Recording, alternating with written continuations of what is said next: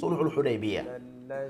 yonent bi sallallahu alayhi wa sallam wax saxaaba yi ne leen yàlla daf ma wan ci gént danaa dugg Màkka ba saxaaba yi nimse ko lool ngéejoo ko lool ba keroog ba muy dem li mu àndal ci saxaaba fukki junni mat nañ ko ñu ñëw ba jub dëkk bi waa Màkka sigi ñu ne du ngeen dugg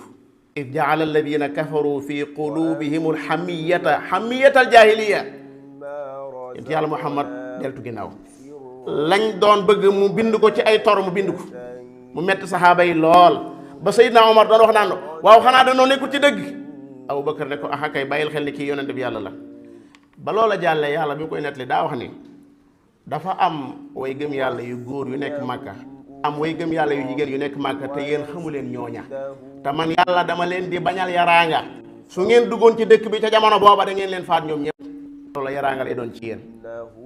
lam taalamuhum an tatauhum fa tusibakum minhum maarra bi gayri ilm te itam diggante boobu nga xam ne tekkaaral dana am ñu ma dugal ci lislaam li yudxil allahu fi rahmatihi man yasha sallaahu bu fekkoon ne ak séparé woo am na diggante way gëm yàlla ya ak way weddi yàlla ya kon danaa leen sant ngeen dal ci seen kaw law tazayyaru la adabna alladina kafaru adaban alima mbokki jullit yi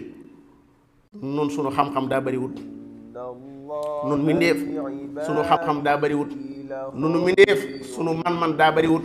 nun mindéef ñu réer lañ